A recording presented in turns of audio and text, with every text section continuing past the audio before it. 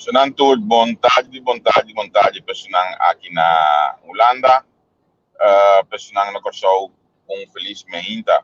Bom ministro que nós vemos página entrevista com o mestre milha mit den auto, chauffeur se vai nem, anto nós também começar o programa, nosso primitivo mit net contato com. Bom tarde, amita bom danki. Un tiki druk com algum coisa, pero mita isi, então mita bom de saúde ainda. Mita purwa de não hase demais, de manter mi mens eigenlijk den linha, kunang adunami, te caminha por. Bom dia, natureza Corsau, feliz dia domingo. Tiene com a horta lantando, tiene com a lanta cava, corre dalbo desayuno, bebe o té caliente, dalbo papa quaker, anto disfrutar dia dia. Basou na maneira do aí então aí de papa quaker. Vai de papa quaker de base dia. Sonanto, maneira nosso primitivo senang, ave meint of media aqui na Holanda, de soort die atali, nós também conversar com membro de Tweede Kamer para D66, senhora Antje Dietens, quem está conhecer Corsau bom, escutação também outro Corsau, pode escutar para Perropi, a mim bisa bom de Corsau de Tweede Kamer, comparar com isso nós conhecer de mais de publicidade que o negativo, relacionado com Corsau e outros isso não dengue no holandês. Como nós introduzir, a gama chama bastante danke do programa de hoje à noite. O opinião se muito cifras não logo não quer. Hoje me estava dando de novo net, mas você cifras não ele quer maneira wow comportar. Danke na tudo está que seguir nós, anto também me que anunciar bastante nossa página de nossa Facebook, que ele monte ou que nós que ele monte da começar com o masterclass e esse deve estar dia 18 próximo. Desse mango de bem aqui nós vai ter mais detalhes para poder relacionar com e aqui e hoje nós estamos acabando aqui já nós não sabemos quem nós invitado de hoje noite, mas sabemos que hoje noite nós estamos aqui pronto já agora. Me queda pendiente. Toch, Nadi? Esse aí só me tá assim. Ok, la gami chama Bombini, zeker nós, mevrouw Dieter, die D66, we hadden net een introductie gedaan in het papiermens. En ja, welkom bij ons. Bombini. Bombini ken je goed, toch? Dat woord ken je wel. Ja, welkom, hè? Ja klopt. Ja. En komt erbij? Bon. Ja, ik ken een paar kleine zinnetjes en ik kan het ook een beetje volgen als ik Facebookpagina's lees. Het papiermens, dus bon dia, bon tardi. Dus fijn dat ik hier mag zijn. Ja. Ja, goed. Voor ons is het ook heel fijn dat wij jou kunnen spreken. Ik had je benaderd vorige week na de Kamerdebat over de commissie van het Koninkrijk. En ik vond uw inbreng, laat me het zo zeggen wat ik net had gezegd in de introductie, veel positief. Ja. Wel met de realiteit, maar wel op een positieve manier ingedrukt. En dat vond ik belangrijk om met u ook te spreken op onze pagina Intervista. En dan is de eerste vraag vanuit mij dan van, laat me even de introductie. Wie is mevrouw Dietens? Nou, ik ben Antje Dietens. Ik woon in Groningen, boven in Nederland. En ik kom al sinds de jaren 90 op Curaçao. Omdat mijn man daar eigenlijk ook les geeft inmiddels op de ICUC bij Gilbert Seintje. En nog een aantal mensen die vast ook bekend zijn bij jullie. En dus ik heb mijn hart verpand aan de eilanden. En ik vind het ook heel mooi dat ik voor D66 in deze portefeuille mag doen. En ik hou van het eiland. Ik vind de mensen vriendelijk, ik vind ze aardig. En er zijn natuurlijk best problemen. Maar je moet altijd de kansen zoeken en niet alleen maar de negatieve dingen belichten. Uiteraard moeten die wel eens belicht worden. Maar het moet niet zo zijn dat het een eenzijdig verhaal wordt. U bent bekend met Curaçao sinds de jaren 90. Ja. En u zit wel in Groningen, hier in Nederland. Hoe doet u dat? Hoe combineert u dat? hoe ik dat doe.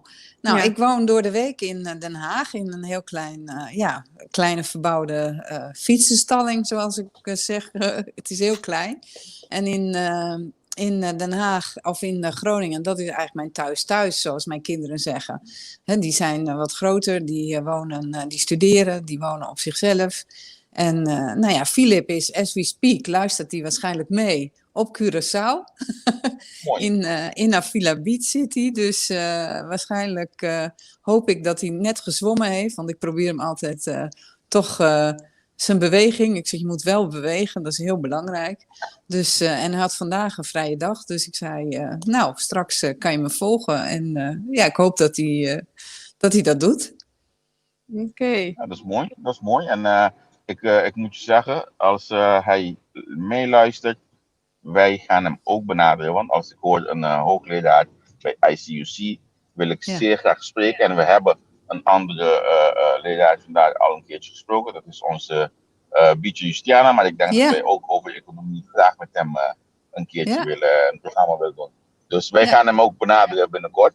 Laten we even naar de politiek gaan. U Ja. zit in de commissie van Koninkrijkse Relatie. Hoe lang zit u daarin? Is het de laatste 4 jaar of al ervoor?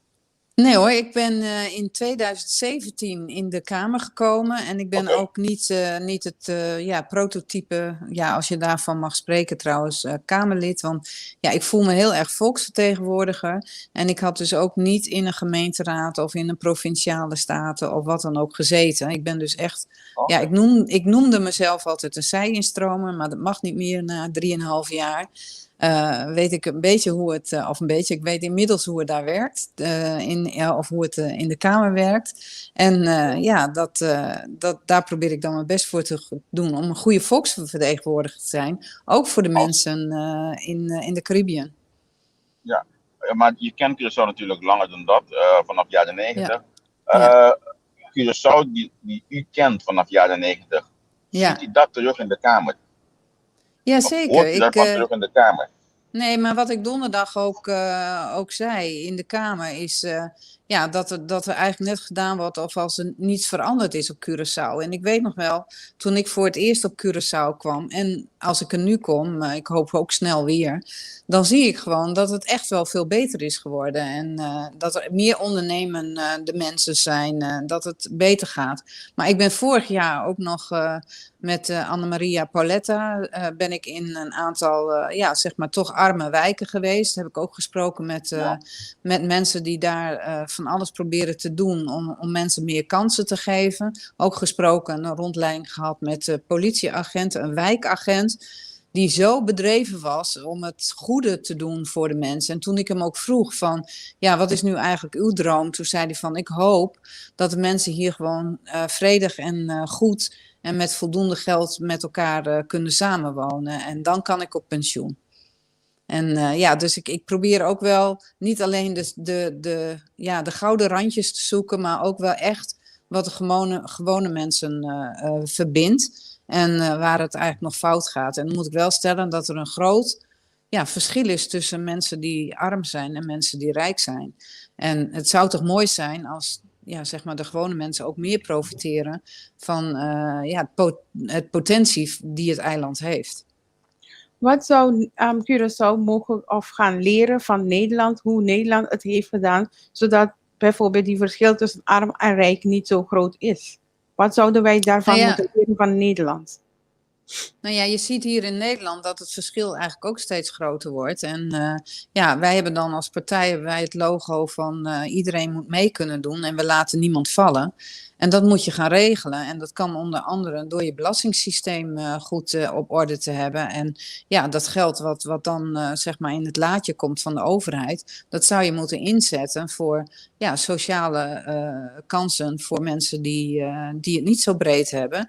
En dat begint ook vaak bij de jeugd, bij scholen. En dat je dus daarin een brede schooldag maakt waarbij kinderen voldoende eten en drinken krijgen, dat ze bewegen, dat ze iets meekrijgen van cultuur en dat ze dus ook goede opleiding krijgen. Ja, dat is denk ik wel de essentie van hoe je een land kan opbouwen. Nou, u heeft wel een paar belangrijke punten benoemd, zoals cultuur, onderwijs En die dingen, dat zijn dingen die wij eigenlijk, wij zitten nu natuurlijk met veel problemen daarmee. Vooral de onderwijs is onder heel laag pitje. En de Chaos, cultuur wordt ja. aan alle kanten een beetje afgebroken. Dus ik hou mijn haar vast en stel de volgende vraag van, nu wij in het systeem zitten of in de situatie zitten van dat wij eigenlijk een soort supervisie vanuit Den Haag gaan krijgen, hoe moet ik deze dingen dan gaan zien in de totale pakket? Nou, ik denk niet dat je moet spreken van een supervisie vanuit Den Haag. En dat heb ik ook steeds in het debat proberen te benadrukken. We hebben natuurlijk ook in de discussie over dat orgaan, de entiteit die opgericht wordt, hebben gezegd, ja, Nederland neemt het over en dan zijn we onze autonomie kwijt en zo. En ik denk gewoon dat het heel belangrijk is dat op mijn vraag, de angst om de autonomie kwijt te raken, dat die dus echt heel duidelijk door de staatssecretaris is beantwoord. Met dat is niet de bedoeling, maar het is nu ook door COVID is het zo moeilijk en zo ingewikkeld om de plannen die er al waren te implementeren. Dus je moet ook zien dat die entiteit wordt vormgegeven op basis van samenwerken om in een zo snel mogelijke tijd de eilanden een steuntje in de rug te geven om weer autonoom de eigen keuzes te maken. Maar het systeem moet wel ingericht worden en ik denk gewoon dat als je allebei wil, allebei genegen bent om samen daarover na te denken en dingen vooral ook te doen, dat je dan ook stappen gaat maken. Maar dan krijgen we... Denk je dat de Nederlandse entiteit de oplossing zal zijn voor de problemen van het eiland? Nee, want ik denk gewoon dat de eilanden, zowel Curaçao als Sint Maarten als Aruba, die blijven natuurlijk zelf verantwoordelijk.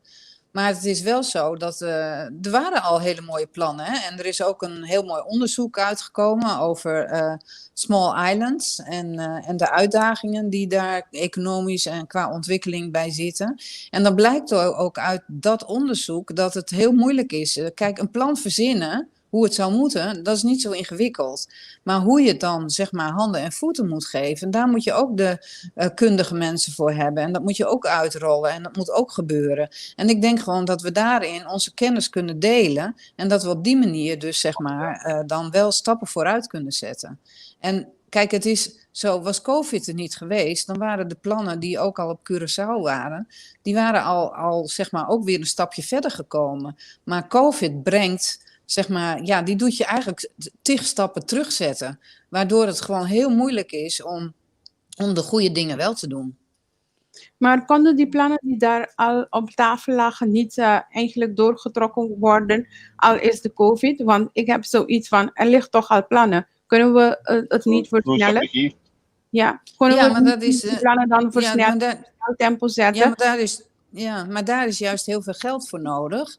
En je hebt dus gezien dat Nederland, voor de sociale hulp en de verpleegkundige hulp, hebben we de Karel Doorman gestuurd, hebben we geld gestuurd voor de voedselbanken. En dat zijn allemaal giften. En waar we dus met die entiteit, met dat orgaan over praten, dat is een lening. En een lening, een derde tranche, die ook bedoeld is om de economie van het eiland te verbeteren. Om daar een steuntje in de rug mee te geven.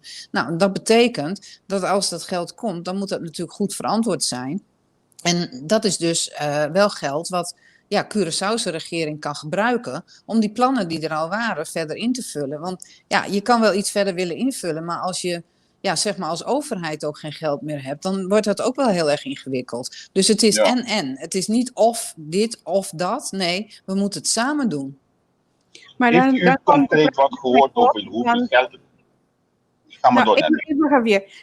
Dan komt de vraag bij mij dan op van, als COVID er niet was geweest, dan zijn die plannen zoals groeiakkoord en groeistrategie wel doorgegaan, maar wel toch met een identiteit. Ja, nou, ik denk, nee. Er was voordat COVID was er helemaal geen sprake van dat wij geld zouden lenen om die ontwikkelingen. 400 miljoen toch? Nee, dat was niet voor. Ja, we hebben wel natuurlijk giften gegeven en leningen. Maar het is echt nu voor rond COVID is alles in een stroomversnelling gekomen, waardoor er dus nu gehandeld wordt. Weet jij toevallig concrete bedragen dat Nederland gaat investeren op Curaçao? Want er is zoveel sprake over investeren met de nieuwe identiteit. Maar wat ik eergisteren hoorde vanuit de statendebat, dat geen enkele parlement, ook de minister-president niet, die weten niks over een concrete bedrag die vanuit Nederland naar Curaçao komt. Wat ze wel weten is de supervisie, dus identiteit, alles wat Nederland wil doen, die op papier staat. Maar er is geen concrete bedrag benoemd. Ik weet niet of die wel in de Kamer benoemd is. Nee hoor, nee, dat is niet het geval. Kijk, dat is ook wel, dat heeft te maken met de structuur. En dan ben ik echt even, zeg maar, heel helder. Er is nu zo dat de regering van Curaçao onderhandelt met de regering van Nederland. En dat is meneer Knops.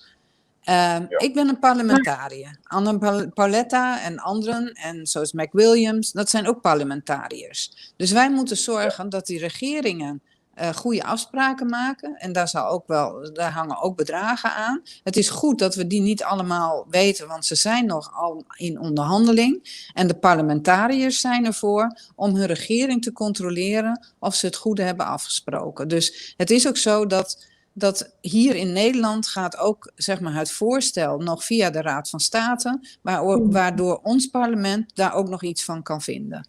Ja. Maar u heeft gezegd dat het wordt onderhandeld. Maar dan is het voor mij dan een beetje onduidelijk. Want de ene keer zegt de minister-president van Curaçao, wij zijn aan tafel, we zijn aan het onderhandelen. Maar dan komt meneer Rutte dan naar buiten als minister-president van Nederland en die zegt, we onderhandelen niet. Nee, maar dat was in het begin. En je moet ook zien dat zo'n onderhandelingsproces, ja, dat heeft ook tijd nodig. 2 weken geleden zei hij dat ook. Ja, maar wij hadden donderdag een debat. En daarbij was niet, ik bedoel, er is geen uitspraak gedaan over de fase van onderhandeling. Maar ik heb wel begrepen dat er ook een debat in Curaçao is geweest, waardoor de staten volgens mij akkoord kunnen gaan met een hele lijst van punten over de entiteit. En over die entiteit en over die punten zal nu verder gepraat worden. Oh, ik heb de moties gezien. Ik heb de hele lijst van punten wel niet gezien in de moties. Er waren 3 moties. Waarvan 2 aangenomen werden. Eentje van oppositie die werd niet aangenomen. En eentje van oppositie wel. En dan als laatste dan die van coalitie. Maar ik zag geen lijst met punten. Wat ik wel zag, en dat heb ik al 2 dagen hier tijdens onze programma's benoemd, dat ik naar u ga vragen. Ben je op de hoogte dan van het geld die vanuit Nederland nu naar Curaçao gaat?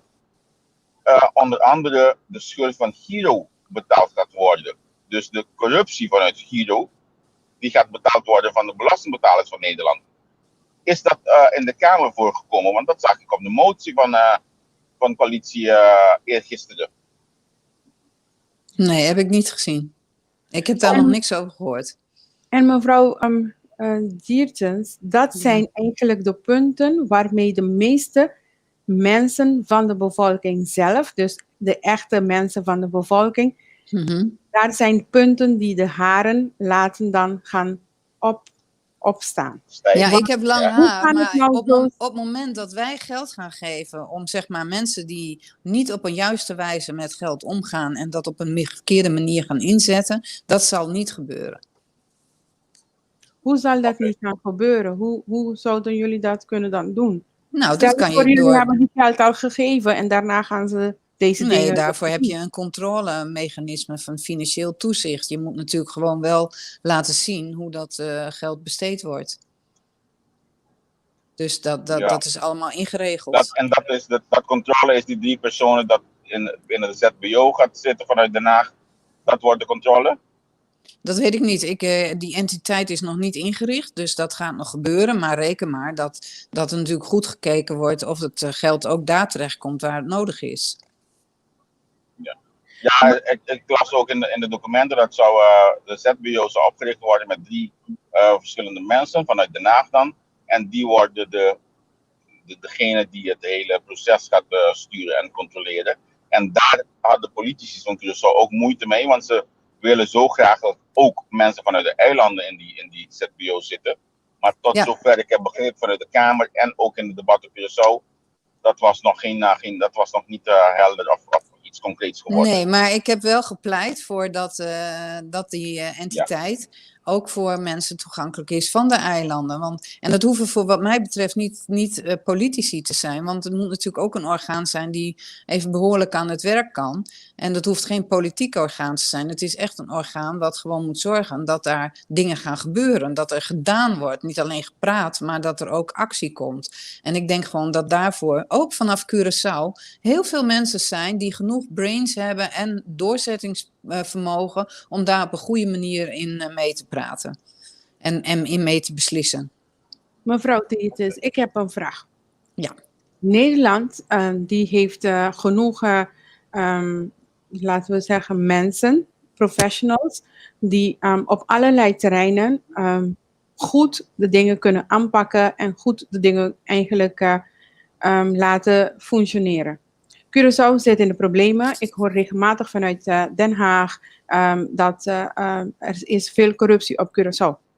Ik hoor regelmatig vanuit Den Haag dat de belastingssysteem moet hervormd worden. Ik hoor regelmatig vanuit Den Haag dat er dingen moeten veranderen. Maar ik zie niet dat Den Haag daadwerkelijk de hulp biedt die wij nodig hebben. In de zin van dat Den Haag toch nog steeds dezelfde mensen die ons in de corruptie hebben gebracht, dezelfde mensen die ons in de problemen hebben gebracht, probeer eigenlijk te helpen. Wij willen eigenlijk oplossing. Wij willen niet eigenlijk dat Den Haag dezelfde mensen blijft aan de macht hebben en helpen. Wij willen echte hulp. En de hulp aan de bevolking is dat die mensen daar niet meer zijn. In de zin van als Den Haag echt mensen van Curaçao of van de eilanden wil helpen, dat Den Haag echt iets biedt. Een hervorming van het belastingssysteem betekent dat Nederland ons kan bieden hoe wij echt daadwerkelijk het belastingssysteem van Curaçao zal moeten hervormen. Niet dat dezelfde mensen die ons in de problemen hebben gebracht, benoemd worden op allerlei functies en in dezelfde systeem blijven en de eiland blijft in dezelfde problemen. Dus Nee. ik snap niet hoe Nederland geld en entiteit gaat oprichten, terwijl dezelfde mensen aan de macht blijven. Nou, ik denk gewoon eerst is dat, zeg maar, jullie hebben een gekozen parlement. Daar gaan jullie zelf over, daar gaan alle mensen over. Dus het is ook heel belangrijk om te stemmen. En dat je dus op die manier, dat is democratie. Ja, en klopt. dat wij dus helpen. Dus wij zijn wat dat betreft niet verantwoordelijk voor wat de politiek beslist en wat de politiek doet. En ik denk gewoon dat wat jij zegt over corruptie en over belasting hervormen, ja, dat moet gewoon gebeuren. Maar dat moeten mensen zijn die dat gewoon ook, zeg maar, professioneel ook goed kunnen. En daar willen wij bij helpen. Dus ik kan niet voor de politiek in Curaçao spreken. Want daar gaan de mensen van Curaçao zelf over. Die kiezen hun parlement, die kiezen de mensen op de juiste plekken. En dan zou ik zeggen van ja, kies de mensen die integer zijn. Die echt iets, de jonge mensen, ik zie zoveel mooie voorbeelden, ook op Curaçao, van hele slimme jonge mensen die echt het beste met het eiland voor hebben. En niet van corruptie zijn. Maar dan heb ik zoiets van, net zoals Nederland een entiteit zou kunnen eigenlijk gaan oprichten om te zorgen dat de geld in goede ban verloopt, laten we zeggen gebruikt gaat worden. Ja, zou Nederland ook kunnen zeggen van, daarnaast bieden wij ook een groep van professionals die jullie belastingssysteem zou moeten gaan helpen met de hervormingen. Dat hoor ik niet. Jawel hoor, dat is wel aan de orde gekomen, hoe dat moet. En het is ook zo dat Nederland, kijk, die zit zelf natuurlijk ook in de coronacrisis. Maar het is wel zo, en ik begrijp ook wel soms dat die vraag gesteld wordt vanuit de eilanden om hulp. Want Knop zegt ook altijd van ja, als je hulp nodig hebt, kun je die krijgen. Maar wij hebben ook niet altijd een laadje met mensen, zeg maar, die je open kan trekken en zegt van nou, dit ga jij nu doen en dit ga jij nu bewerkstelligen. Maar het is wel een kernpunt dat die hervorming van de belasting, dat wel een belangrijk onderdeel is. Ja, ik Maar vrees dat nogmaals, wij jullie eigen politiek gaat daarover. Hè? Maar Ja. ik denk gewoon dat er een aantal politieke partijen, ook zoals ik ze ken, daar ook graag aan meewerken. Ja, ik vrees dat wij over 10 jaar niet weer hier zitten met hetzelfde thema, omdat wij Nee. weer het geld aan dezelfde mensen geven. En dat wij weer met dezelfde bezig zijn over 10 jaar. En dat is eigenlijk een voorbeeld geven. 10 jaar terug heeft Nederland de staatsschuld van de eilanden overgenomen, een paar miljarden. En ik geef dit als voorbeeld.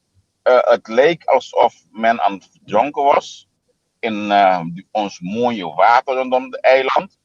Maar Nederland zei, weet je, ik haal je omhoog tot de helft. Of tot 3/4. Want jij houdt 1/4 van de schulden. En je mag in de toekomst alleen bij mij lenen. Om controle te houden, zet ik nog een CFT erbij. Maar denk eraan, ik haal je wel omhoog. 3/4 van het water. De andere kwart moet je zelf zorgen dat je omhoog komt. En wat gebeurde er? Onze slimme politici, die hebben ervoor gezorgd dat we weer in 3 miljard schulden zitten met het eiland. Dus in principe zijn we 10 jaar, hebben we hetzelfde ervaard. En ik vrees dat hetzelfde gaat gebeuren binnenkort. Ja, nou, ik ben niet zo negatief. Ik denk gewoon want dan zou je gewoon niks doen. En dan zou je zeggen, ja, waarom zouden we dat doen? Dus ik denk gewoon dat we allemaal geleerd hebben van de afgelopen 10 jaar. Daar zijn echt van beide kanten is daar te weinig gebeurd. Hè? In die 10 jaar 10-10-10. Dus ik denk gewoon dat er mogelijkheden zijn om met de juiste mensen op de juiste plek en met een steuntje in de rug van Nederland om stappen te zetten zodat iedereen het beter krijgt. En met name gaat het om de bevolking van Curaçao zelf. Nou, je zegt iets goed hier. Van beide kanten is het niet goed gegaan. Nee. Waar zouden we kunnen zeggen dat vanuit Nederland is het ook niet goed gegaan? Want dat hoor je niet vaak. Ja, de eerste keer dat ik dat hoort. Ja. Nou ja, ik heb zo net en dat is net uitgekomen. Ik heb het nog niet helemaal uit. Maar er is net een boekje Koninkrijk op eieren ontstaan. Van journalist René Zwart. En daar zitten allemaal verhalen in van mensen die tijdens 10-10-10 en na de aanloop van 10-10-10 hebben meegewerkt in de ontmanteling van de Nederlandse Antillen en de verzelfstandiging van de 3 eilanden en de 3 zeg maar eilanden die als gemeente van Nederland nu zijn geworden. Dus in die zin zie ik ook door de reflectie van die mensen die daarover schrijven, dat wij misschien ook wel te snel hebben gezegd dat de eilanden het zelf wel zouden kunnen. Oké. Ja, inderdaad. En dat daardoor de eilanden nooit zeg maar erbovenop zijn gekomen om het goede te doen. En er zijn van de andere kant zijn er ook van de eilanden natuurlijk best wel problemen. Klopt. Ja. Ik heb de link ervan net. Ik zal die boek van jou sturen straks, want ik heb het ook gelezen, die boek van meneer. Ik heb die boek al. Ik heb ook mijn Bertha. Oh, oké.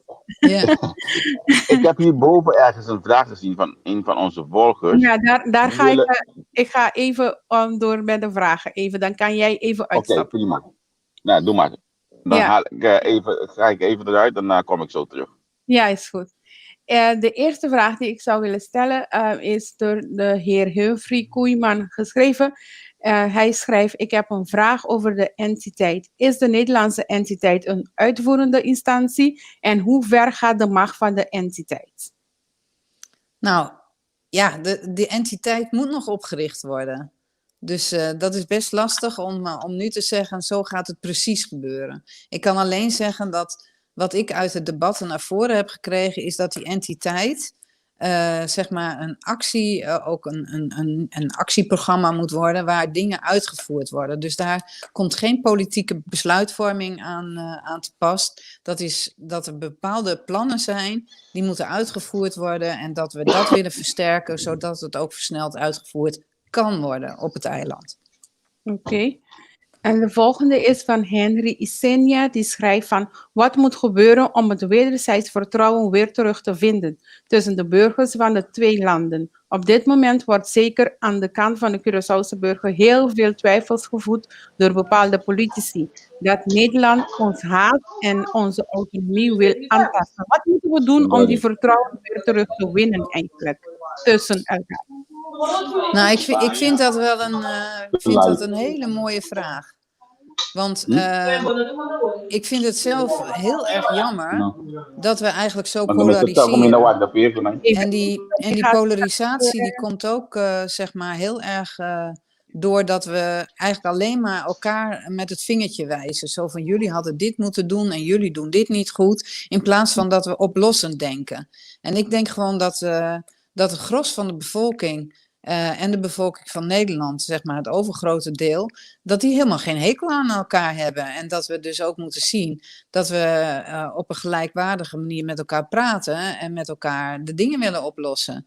En er zijn altijd mensen die in een veroordelende motie gaan zitten van het wordt niks en het zal niks worden en dat soort dingen. En ik denk gewoon dat je ook wat optimisme moet uitstralen. En ik doe dat ook op ervaring, omdat ik toch heel veel mensen ken op Curaçao die het hart op goede plek hebben. En het zijn echt slimme mensen en ook gewoon mensen die echt het beste willen. Dus in die zin zou ik zeggen, we moeten elkaar meer ontmoeten en we moeten meer samen optrekken. Want op het moment dat je elkaar kent, heb je ook meer begrip voor elkaar.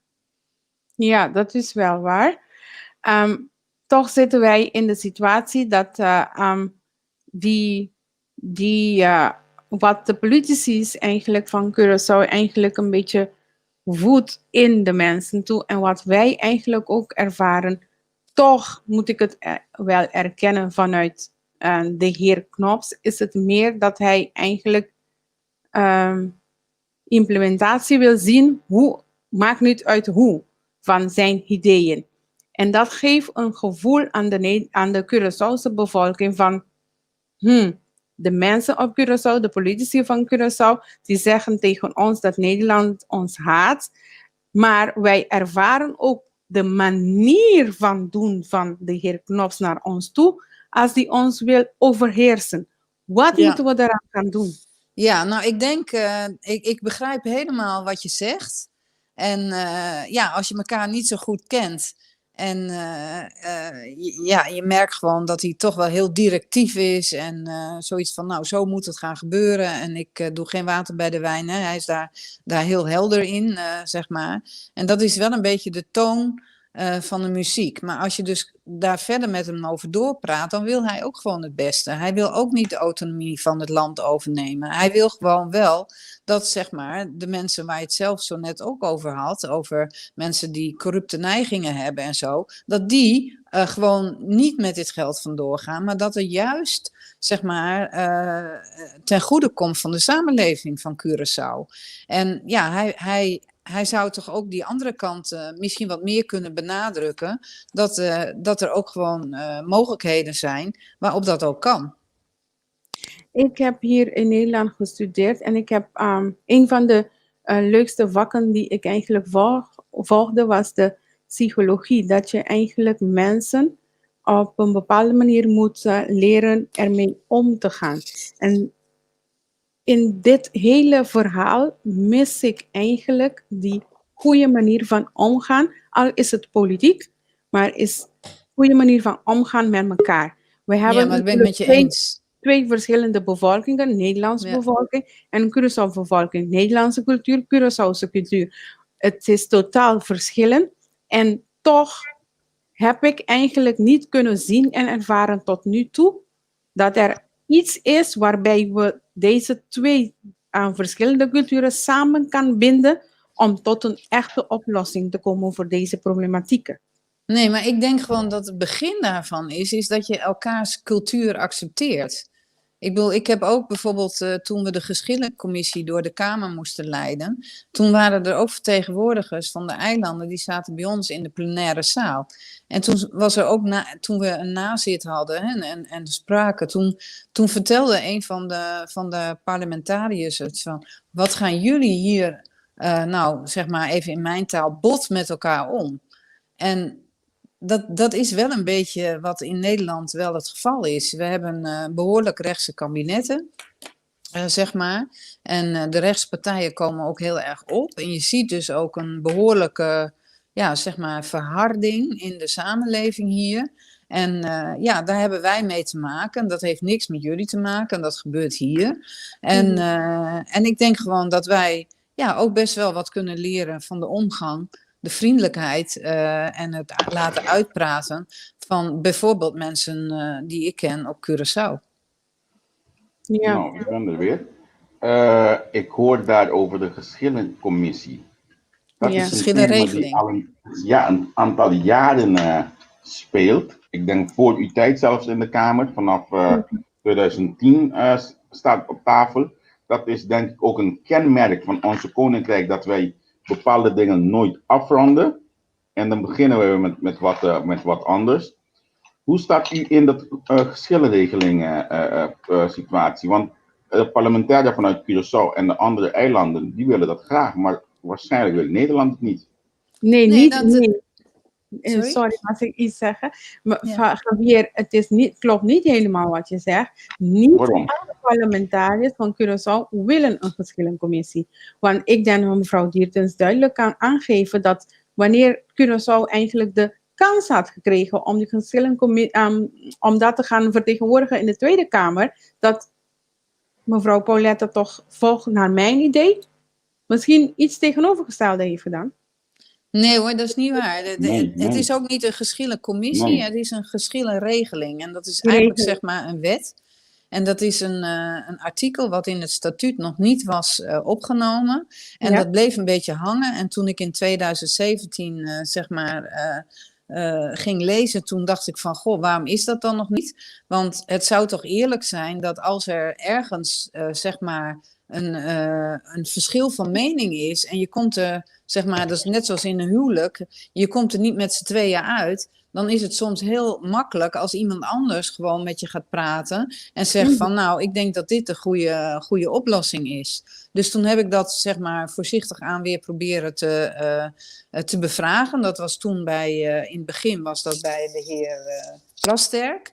Nou, die wilde het Ja. er eigenlijk niet over hebben. En uiteindelijk heeft dus minister Knops, staatssecretaris Knops, die heeft die wet van Plasterk toch in de Tweede Kamer gebracht. En toen hebben wij met zeg maar de parlementen van de eilanden daar heel veel overleg over gehad. Toen hebben we ook allerlei wijzigingen gedaan in die wet. En nou, dan is het democratie, dus dan gaan alle zeg maar het parlement gaat daarover stemmen. Nou, die wijzigingen die wij en met name ik was heel erg in contact met de 3 vertegenwoordigers van de eilanden, zeg maar, de parlementen van de eilanden. En dan kom je toch altijd op een punt dat je zegt van je hebt wel gelijk, maar je gelijk krijgen is wat anders dan het hebben.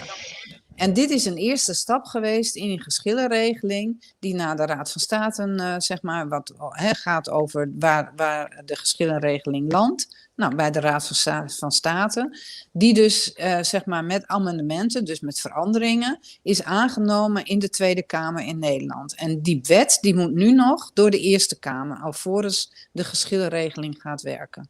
Maar de initiatievenplan was toch meer van dat een commissie moet ontstaan, een onafhankelijke commissie, die eigenlijk ervoor kan zorgen wanneer een geschil is tussen de landen, om het te gaan eigenlijk onderzoeken en tot een uitspraak te kunnen komen wie heeft fout of wie heeft geen fout. Maar nu is het wel zo dat het nu is gebleven dat Nederland toch de laatste woord heeft. Nee, dat is niet helemaal waar, want er zit wel een vertegenwoordiging in de Raad van State vanuit zeg maar de Caribiën. Maar het ging erom dat of je het zeg maar onder zeg maar het vakje of de afdeling bestuur zou doen, of onder het vakje advies.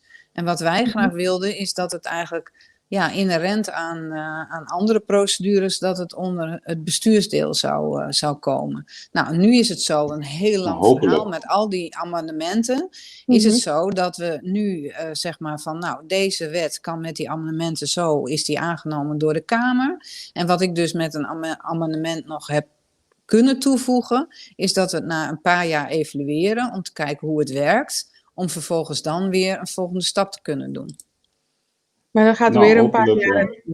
Ja, Terwijl wij Ja, niet politiek in- gaat heel langzaam, dat is want nu waar. zitten Maar wij ik in denk een ook situatie waar wij- gewoon, maar als ik nog één politiek ding gaat mag langzaam. zeggen, ik denk ook dat je gewoon je niet helemaal stuk moet staren op al dat wetten en die juridische toestanden. Dat is natuurlijk wel belangrijk, maar het is nu ook belangrijk dat je zeg maar handelt, hè?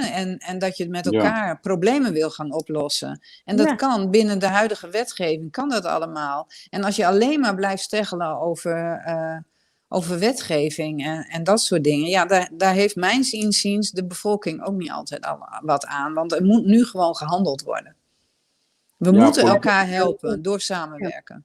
Ja, Vind je dat de regeringen, de huidige regeringen elkaar helpen? Ziet je dat van iedereen staat open voor de hulp Ja, nou ja, binnen de het heeft, Koninkrijk? ja, als Ja. je dus kijkt, ik denk gewoon wel dat er nu gewoon een feit is dat we elkaar willen gaan helpen. En het heeft natuurlijk een wat langere aanloop gehad, doordat het een beetje zeg maar uit de hoed van Nederland kwam van ja, en COVID dit en nu moeten we zo en al die voorwaarden die er waren. En ik heb ook in het eerste debat gezegd van ja, hoe proportioneel zijn die voorwaarden? Is dat wel goed onderzocht? Kan dat allemaal wel, hè, wat wij dan voorstellen? Nou, dan ga je in gesprek met de andere regering en dan ga je het daarover hebben. En dan komt daar iets uit. En nu zijn we wel in een fase dat we kunnen zeggen, hoe gaat het nou concreet worden? En ja, ik denk gewoon dat we dat moeten afwachten als parlementen. En dan moet het parlement, die moet het zeg maar ook zeg maar willen. En dat ligt dan ook op Curaçao. Hè, van hoe ver gaan de staten achter hun regering staan? En helpen ze ook mee om die hulp te krijgen? Want het is ook hun verantwoordelijkheid om niet tegen te werken, maar ook om te kijken wat is nou eigenlijk goed voor de bevolking. En ja, wat dat betreft zou ik ook al de politici op Curaçao willen oproepen van kijk nou niet alleen naar de juridische dingen, want dat komt nog via de Raad van State ook weer terug. Maar kijk nu wat je nu kan doen om te gaan helpen. Want het is gewoon 11:55, dus je moet gewoon aan de gang. Oh, ik dacht dat 12 uur is al geweest. Ja, dat kan ook. Ja, als je hoort van 40% werkloosheid, zoveel mensen die voedselpakketten moeten krijgen, is het eigenlijk al 12 uur geweest. Ja, maar ook de u zegt het financiën wel mooi. van de overheid zelf, hè? Ja, klopt. U zegt het wel mooi u zei net over, ga niet op alle wetten of zo staan. Snapt u dat een groep van de parlementairen, ik denk nu 14, hebben totaal een brief naar de dingen gestuurd, to the United Nations. Ik weet niet hoe je dat in Nederlands zegt. Ja, VN. VN, ja. Ja. En die zijn eigenlijk tegen wat Nederland nu aan het doen is. Snapt u dat? Kunt u dat begrijpen? Als de Kamer Ja, nou, ik vind dat als je voelt dat het niet goed is, dat je dan een deur moet hebben waar je dus die problemen neer kan leggen. En ik denk ook, IMF is natuurlijk zo één, de Verenigde Naties is er één.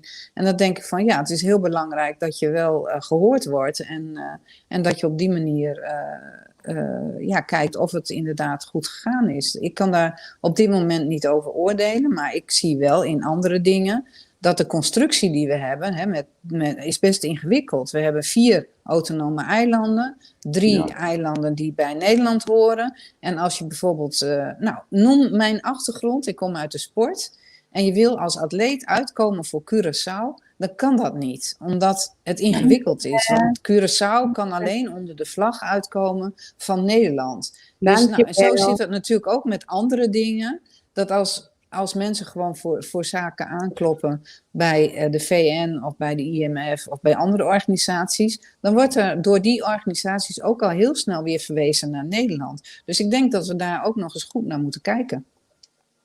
Nou, u bent een van de eersten die deze dingen eigenlijk daadwerkelijk erkent en ook aangeeft. Van al uw andere collega's die tot nu toe hier waren, die zeiden van nee, oh nee, het is niet zo, het is niet helemaal waar, maar ja, maar... Ja, het is de schuld van Schotten. Ja. Dat horen wij elke keer weer. U bent de Ja, eerste maar die weet je, dit het is benoemt. zo dat de afgelopen jaren is er natuurlijk heel veel herhaald en herhaald en herhaald in hetzelfde groefje van die plaat. Terwijl ik denk van ja, als je echt verandering wil hebben, dan moet je ook eens gewoon je blik wat wijder openzetten en kijken hoe kan je dan wel helpen. En dat vind ik belangrijk. Ja, en dan heb ik iets aan u. Snapt u? Of Ja, snapt dat u? hoop ik. Maar ja, ik doe mijn best hier, maar ik heb ook geen meerderheid. Maar ja, dat gaat allemaal gebeuren. Ik weet wel dat D66, ja, Alexander Pechtold is natuurlijk bekend bij jullie, Rob Jetten en Samira Rafaela van het Europarlement. Ik bedoel, wij doen met z'n vieren of drieën, hè, Samira, Rob en ik. En Jan Paternotte, die is de voorzitter van Koninkrijk Relaties van mijn partij. Wij doen er alles aan om gewoon te kijken hoe je wel kan helpen en wat dan goede oplossingen zijn. En dat wil echt niet zeggen dat je dan altijd maar zegt, ja, je hebt gelijk en tuurlijk gaan we dat doen. Nee, dan moet je gewoon serieus met elkaar over praten. En dat kan ook volgens mij. Nou, hopelijk. U heeft Alexander Pechtold benoemd. Ja. De gouden vraag die al jaren op Curaçao rondzwerft, ronddraait. Hij heeft enkele jaren geleden eigenlijk verklaard in een televisieprogramma hier in Nederland dat Curaçao gas, olie, weet ik veel, heeft. Is dat waar? Nou ja, ik kan me ik kan niet zeggen dat het waar is, want ik weet niet wanneer en waar hij dat gezegd heeft. Ik weet alleen, mijn partij, wij zijn de voorlopers van het klimaatakkoord, zeg maar. En daar gaan we graag in mee. En ik vind dat er ontzettende mooie plannen zijn op Curaçao met Greentown, om te kijken hoe je dus ook die duurzame economie kan vlot trekken en hoe je ook bewust kan zijn van dat je ook een verantwoordelijkheid hebt voor zeg maar de natuur en het klimaat daar. En nou, dan heb je ook over het lozen van afvalwater in de zee, wat niet goed is voor de koraalriffen en zo. Dus in die zin denk ik gewoon dat er heel veel mogelijkheden zijn om een switch te maken van olie naar andere economische modellen. Want uiteindelijk zal die olie, ik kom uit de provincie Groningen.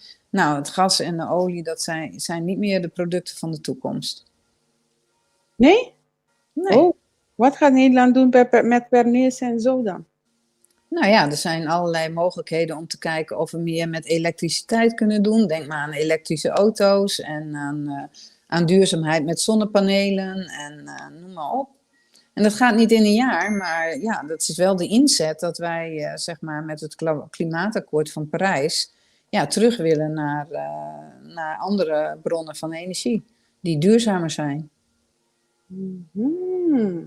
Okay. En dat geldt natuurlijk ook voor als je de SDG goals, hè, de Sustainable Development Goals hebt, waar ik weet ook een aantal parlementariërs van de eilanden heel druk mee bezig zijn, dat zij dat ook zeggen van ja, hoe kunnen wij dat nou op ons land implementeren? Wat moeten we dan gaan doen? Dus er liggen echt heel veel kansen. Oké. Javier, je bent op stil. Javier. Ja, ik hoop dat u kan meeluisteren. Ik heb de video van Pechtold opgezocht. Ik heb hem hier, als het goed is, voor me. Daar ziet hij nog heel jong uit. Ja, niet dat hij nu oud is, maar... 2011 is deze. Dit heeft hij gezegd. Kunnen jullie... Niet. Dat zijn die 5 toppen die ik noemde in 2 dagen tijd. Maar dat betekent ook dat wij hier in Nederland geen grip hebben. Wat moet gebeuren is dat we in Europa zorgen dat het afrekenbaar is en dat we tegen diegenen die kwaad willen met onze economie kunnen laten zien. Ja, pak je een van onze economieën aan, zoals Griekenland of Italië. Hoeveel meer mogen wij dan in het noodfonds? Wij als Nederland geven aan het noodfonds. Ja, nee, wij geven niet meer. Dat is wat er nodig zal zijn om de boel. Dus alles wat nodig is, moeten we geven. Garantiestelling. Er gaat om garantiestellingen. Het is niet alleen geven, het is garantiestellingen. Op een gegeven moment wordt er een beroep op gedaan. Ja, natuurlijk. Ja. Maar er zijn ook speculanten die slecht willen. Ik vond wat dat betreft Merkel gisteren voor het eerst eens even flink weer op de Europese agenda. Laten zien waarom we het doen. We hebben hier met 450 miljoen mensen dadelijk grote kansen tegenover China, tegenover Brazilië. Ik was in de Antillen, daar is nu olie gevonden. Dat wordt een wereldeconomie waar een middenklasse gaat opstaan. Daar kunnen wij op dit continent aan verdienen. Nederland heeft daar ook altijd aan verdiend. We moeten hervormen, we moeten die economie afmaken en we moeten een politiek goed legitimeren. Ja, nou ja, ik vind eigenlijk, dit is uit 2011, hè? Dus dat is heel lang geleden. En toen waren we nog niet zo bezig met wat voor nadelen, zeg maar, deze olie- en gasdingen hadden. Maar ik denk gewoon dat de onderliggende boodschap van Pechtold, die is nog steeds waar. Dat je dus zegt van ja, je moet gewoon kijken van dat je elkaar kan helpen. En als ik dan zeg even uitzoom, dan denk ik van, als wij dus met z'n allen één koninkrijk zijn, dan is zeg maar het Caribische deel van ons koninkrijk, dat heeft zoveel potentieel, dat heeft zoveel kansen. Want het is een hub naar heel veel andere delen van de wereld. Dus ik denk gewoon dat je dus daarin de kansen moet opzoeken, hoe je zeg maar die ontwikkelingen ook op de eilanden kan helpen door te laten zetten. Nou, als ik En, dit hoor, en dat is geen eenzijdige zeg maar, blik op olie. Dat als ik dit hoor, betekent dat u niet aan de kant staat van meneer Bosman en meneer Van Raak om te zeggen van laat de eilanden maar los, verkoop de eilanden of al dat gezegde die we ooit in de Kamer hebben gehoord en allerlei plannen om onder andere de eilanden dingen te laten worden. Hoe noem je dat? Plaatsen zetten en die soorten. Maar dat was met name ook van de PVV een opmerking. Ja. En ik ben het met u eens dat Van Raak en Bosman, ik heb hen nog niet echt laten dat ze hebben gezegd van laat het maar los. Ik weet gewoon dat ze beide heel erg zitten met de corruptie, dat ze dat niet willen.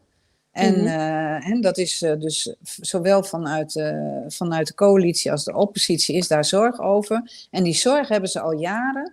En daarmee zit je toch steeds in een soort één model te denken. Terwijl ik denk van ja, tuurlijk, corruptie is er ook. Maar ik had gisteren nog een stuk las ik van de Amigo. En dan zie je toch ook dat heel veel van dingen die niet goed zijn, ook in Nederland beginnen. En dat gaat via zeg maar de Antillen of de eilanden alle kanten op. En dan denk ik van ja, het ligt niet alleen aan Nederland. We moeten gewoon met z'n allen in ons koninkrijk gewoon zorgen dat we het goede doen. En dan moet je samenwerken, ook in de bestrijding van de criminaliteit. Oké. Ik heb hier van een Kamerlid een vraag gehad, een statenlid van Curaçao. Heb ik een vraag via de app gekregen. Ik zal hem even vertalen. Het gaat over CFT. Die konennotapapje kon CFT. Oké, waarom zegt niemand dat CFT in de afgelopen 10 jaar gefaald heeft? Dus eigenlijk is CFT ook mede verantwoordelijk voor de 3 miljard schulden die de eiland nu heeft, want CFT heeft alles goedgekeurd. Ja. Is wel zo. Ja, nou ja, ik bedoel, er zijn gewoon veel dingen, er staat ook in dat boek waar we het net over hadden, Koninkrijk op eieren. Er zijn gewoon dingen nog niet helemaal goed gegaan. En ik denk gewoon dat we ook een beetje uit de modus moeten van, oh jee, dat is niet goed gegaan. Nee, je moet het constateren en dan moet je gaan kijken, wat kan ik eraan doen? En dan moet je door, zoals ik dan altijd zeg. Je moet niet blijven hangen in, oh jee, want dat hebben ze nu gedaan, of dit of dat. Nee, je moet het benoemen en je moet het oplossen en je moet weer verder kunnen. Dus in die zin denk ik gewoon dat het model is. En dat geldt voor beide kanten. Dus het geldt niet alleen aan Nederland toe, maar het geldt ook, zeg maar, andersom. Ja. Het is de eerste keer dat ik dit van u hoor, of van een Nederlandse parlementair dit hoort. Eigenlijk, laat me het zo zeggen, die hand steekt in eigen boezem.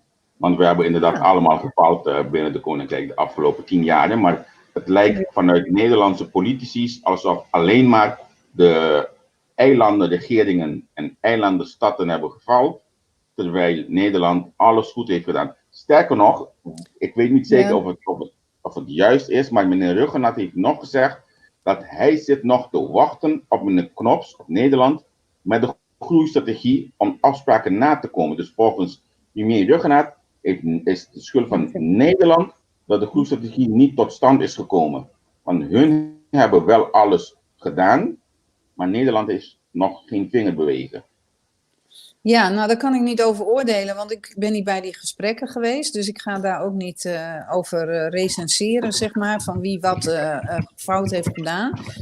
Ik denk gewoon wel dat via die organisatie, die entiteit, dat je elkaar moet gaan vinden. Ik heb ook verhalen gehoord, ook van zeg maar parlementen van andere eilanden, van we hebben hulp gevraagd, maar we kregen het niet. Ook op hele kleine dingetjes alleen al, bijvoorbeeld op het gebied van in Sint Maarten van zeg maar de wederopbouw en dergelijke. Ja. En dan denk ik, ja, maar het is ook niet zo dat wij het altijd ook maar voor het oprapen hebben. Dus dan moet je gewoon kijken, ja, wat zijn de mogelijkheden waarop je het probleem serieus neemt en hoe je het kan, hoe je het kan verbeteren. En ik denk wel dat Nederland bereid is om zoveel mogelijk kennis en kunde te delen. Ook via onze universiteiten, onze hogescholen. En ook op praktisch gebied van wat oplossingen zouden kunnen zijn. Dus daar hoor ik toch wel heel veel positieve berichten uit. Buiten het politieke domein. Dat kwam ik niet achter nu gelijk. Er was een artikel ook waar Kenneth Gisberta duidelijk vroeg om hulp aan Nederland, en dat is al ongeveer 1,5 jaar geleden. En uiteindelijk zijn wij zo blijven wachten, totdat, dit is nu COVID, dus moeten we een andere pakketje op tafel leggen. Terwijl als wij vanaf 1,5 jaar geleden iets hadden gedaan, concreets, en dan zeg ik niet alleen Nederland, maar ook de eilanden, misschien waren wij niet hier op dit moment. Ik krijg nu ook een andere app hier die zegt van ja, maar het is mooi om te zeggen richting de eilanden, maar de RST, OM, TBO, dat zijn concrete voorbeelden waar Nederland de macht hebben. En daar heeft Nederland ook gefaald dan, in dit geval volgens deze volger. Nou... Ik weet niet of Nederland gefaald heeft. Ik denk gewoon dat we ook een beetje af moeten van wie heeft de schuld en het vingerwijzen. Ik denk gewoon dat best nog heel veel dingen ook in die structuren verbeterd kan worden. Wat ik bijvoorbeeld een mooi voorbeeld vind, is bijvoorbeeld de gezamenlijke kustwacht. Dat je dus zeg maar de grensbewaking en de kustwacht. Ik bedoel, dat was in het begin was het ook lastig. Hè? Ook de combinatie, de werkwijze samen van de kustwacht met de politie op het vasteland en al dat soort dingen samen. En dan zie je toch dat daar stapjes in gezet zijn, waardoor die samenwerking nou al veel beter is. Tussen politie, tussen zeg maar de kustwacht. Dat er meer mensen van het eiland zelf, zeg maar oorspronkelijk de bewoners zelf, gewoon ook opgeleid worden om daarin mee te gaan doen. En ik denk gewoon dat we veel meer die kant op moeten. Maar het is ook zo dat heel veel... ik las, of ik hoorde net nog in de auto van Groningen naar Den Haag een podcast van Dick Draaier over een interview met een leuke dame die in Leiden Frans ging studeren. En dan is natuurlijk ook altijd de vraag van, ja, maar wat ga je dan doen als je terugkomt? Wil je wel terug? En dan denk ik van, ja, ik heb heel veel jongeren gesproken en die willen wel terug, maar dan is het wel de vraag van, kan ik een baan krijgen? Kan ik terecht? En die gaan dan vaak toch sparen om te kijken van, wanneer kan ik terug? En ja, ik vind dat ook wel een ding waar wat meer aandacht voor moet zijn. Hoe we dus die potentials die hier gestudeerd hebben of in Amerika weer voor het eiland zelf beschikbaar kunnen laten. Nou, we kunnen dat doen als wij bijvoorbeeld als Nederland zegt van jullie mogen per vandaag bijvoorbeeld meneer heer Betriaan, de heer IJs, et cetera, geen begina's, geen consultants meer geven. Dan is er ruimte voor de studenten om terug te gaan, want het zijn allemaal die onder andere die mensen die steeds alle macht, alle consultancy krijgen vanuit de overheid. En er is dan geen ruimte. Dat begrijp ik niet wat je nu zegt. Nou, eigenlijk, het zijn een aantal, dat Nathalie al in het begin had gezegd, zijn een aantal mensen die steeds de werk krijgen vanuit de overheid. En die mensen zitten steeds op dezelfde stoel. Die mensen zitten op de stoelen al decennia's op Curaçao. En die vertrekken niet, dus er is geen ruimte voor de jeugd om over te nemen. Ja, maar ik denk dan niet alleen aan het overnemen van de politiek, zeg maar. Ik denk dan ook heel erg aan wat bijvoorbeeld nu een probleem is, dat als jij zeg maar vanuit Curaçao geneeskunde wil gaan studeren, dan is daar een numerus fixus op. Nou, dat is een heel proces om dan toch geneeskunde te kunnen studeren. Dat is een bug die lastig is. Nou, dan heb je het ook over anderen die op andere manieren zeg maar hier international business of bedrijfskunde hebben gedaan. Dus ja, die zouden zeg maar terug kunnen om mee te helpen ondernemen op Curaçao. Maar dan moet de economie dat wel kunnen dragen. En dan moeten er ook echt banen zijn om dat te gaan doen. Je hebt bijvoorbeeld ook heel veel technologie in Wageningen. Ik sprak ook iemand van Curaçao laatst die in Wageningen studeerde. Met moderne landbouw, waardoor je minder afhankelijk bent van droogte, door allerlei technieken en dergelijke. Dan denk ik van ja, er zit eigenlijk zoveel wat zou kunnen, maar ja, wij kijken te veel, denk ik, ook af en toe naar de politiek. Daarbuiten valt ook heel veel te ontwikkelen. En dat doen we met de jongeren die nog, zeg maar, een uitdaging hebben en ook heel graag willen. Want ik denk gewoon dat iedereen wel terug wil naar zijn eigen land. Zeker weten. Laten we richting het einde gaan. Dan wil ik even kort richting onderwijs gaan en het hele pakketje van onderwijs. Ik denk dat u wel weet hoe het onderwijs nu in elkaar zit op Curaçao, maar naast dat ook dat culturele onderwijs, sportonderwijs. U doet heel veel en zegt heel veel daarover in de Kamer, zeker over het stukje sport, et cetera. Hoe ziet u dat verbeteren op de eiland Curaçao? Ja, nou ja, ik denk gewoon dat er met name ook een paar dingen moeten gebeuren. Er moeten meer onderwijzers komen, hè, die dus les gaan geven. Die al heel jong met de kinderen op stap gaan. Dat er een combinatie kan komen tussen kinderopvang en school. Dat doen wij hier nou ook met wat wij bij D66 dan de Rijke Schooldag noemen. Dat ook kinderen die wat minder te besteden hebben, die ouders, dat die ook gewoon vroeg naar school kunnen en daar dus ook veel contact krijgen met sport en bewegen, maar ook met cultuur.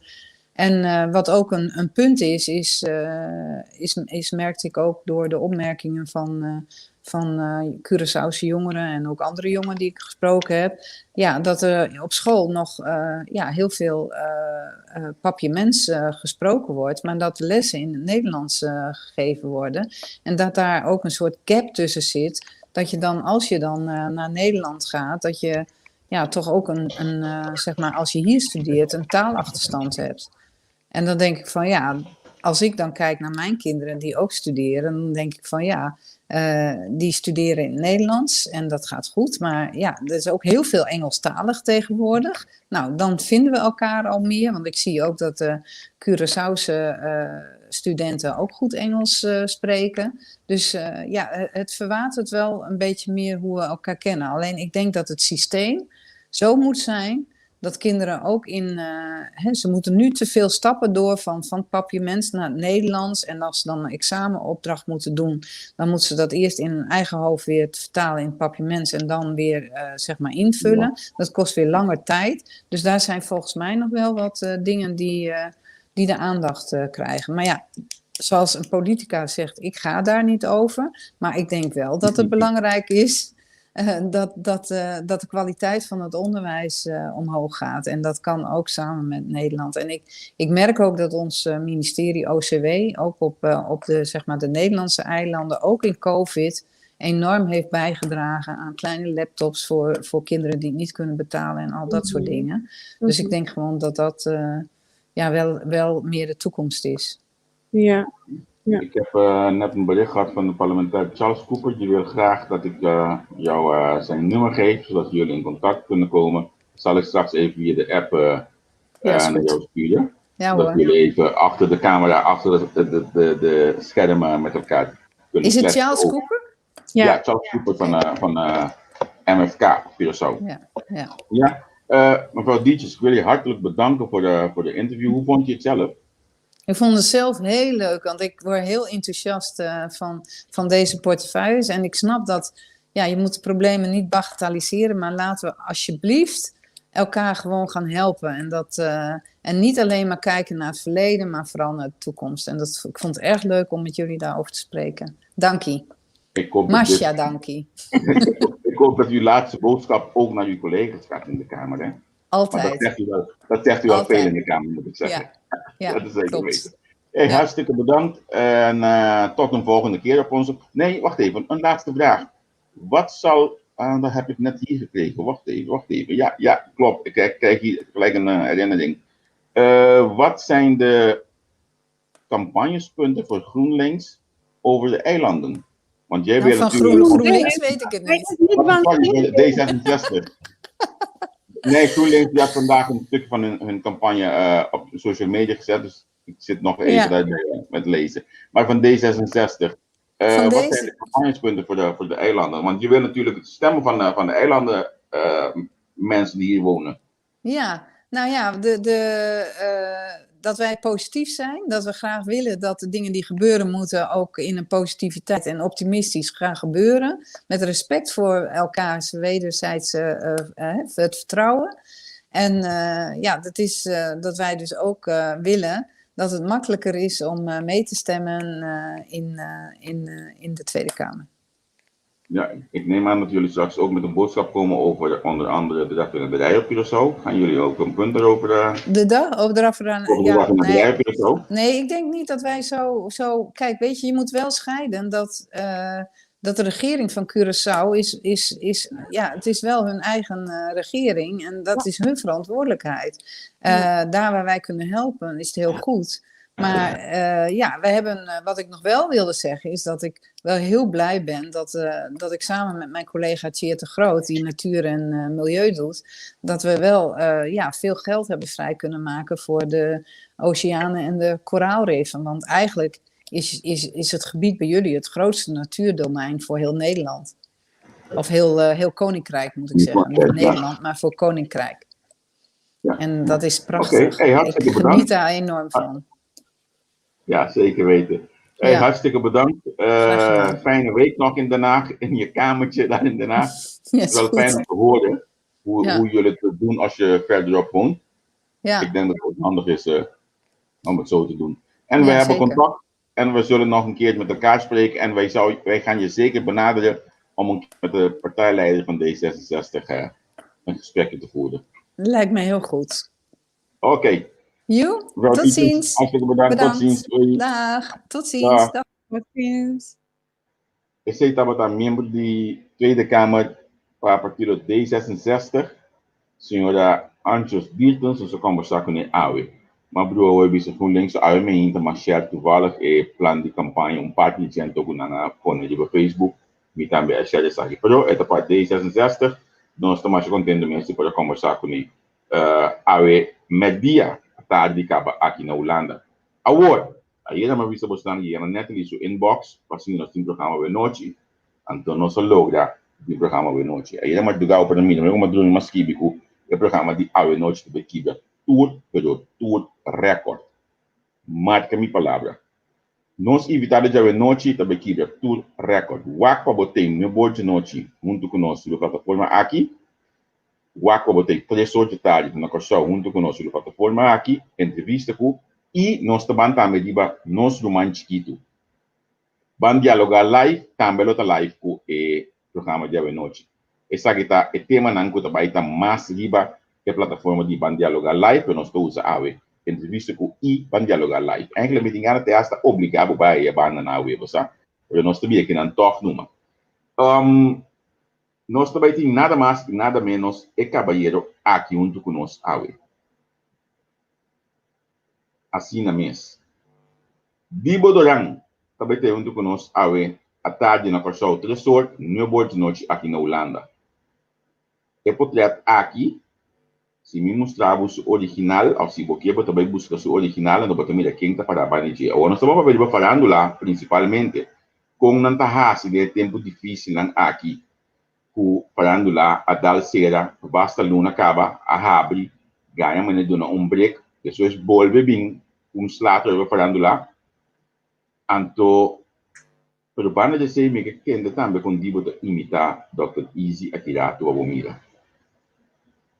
Que é sumamente interessante para nós por ser esse man aqui com gente um pouco alegre, com gente com show estima mais jovem mês, para a forma que é a binda profilada em parando lá para o banda de sei também como cômico, como número 1 hoje aqui na show. Dibo, luta junto com nós a 3 horas de tarde de show no boa de noite de Holanda. Ou se você quer, nós estaremos aqui programa para mal para o Jibi durante começar o programa de off na massa bem. Não, Jibi não tem office comigo. A ver, pessoal, a ver, vai que essa gana. Mas como vou já, se me provar outro, pero já, mas como devo. Jibi de vai ver. Sim, ok, que mencionam, nós topamos aqui dato no boa de noite. Kita imitar também. Semara, me te imaginar. Nós estamos aqui no boa de noite aqui na Holanda, 3 horas de tarde na show. Então, hoje nós estamos seguindo mais coisas bom, mais coisas interessantes. Danke a toda a eleição que nós estamos tendo. A mim, da missa, me tá bom bendicionar. Então, que me vira a reação do programa aqui. Só na marcha, danke mesmo. Que mesmo humildade, mesmo carinho, nós estamos aqui a dar coisas que pabo. Todo dia conosco. Por agora, dia nossa comissão, me cabe back bem, que quando aí uma bisa puta, segundo nós em tempo nós fazemos programa. Agora, olha que quase vou bisa todo dia tem programa. Riba e página aqui. Bom, né? Te botei aqui dentro? Não, me está dando espaço na minha colega Giovanni, que tem página chiquito para errar-se. Nisa, o tipo tá disso muito nanco e tá gosta mais opiniões de música. Ok, que bem. Giovanni tem aqui dentro, ele sabe o que vai ter aí? Não. Bom, aqui é de que não é de ver, mas de mim ainda mais chegou beisebol, terceira base. Mas paliar uma de vender hoje. Me sabe qual vega Giovanni vai ave. Então imagina que vega mas ela para. Que me que eu acho que nós na Giovanni para nós pode join nós a noite.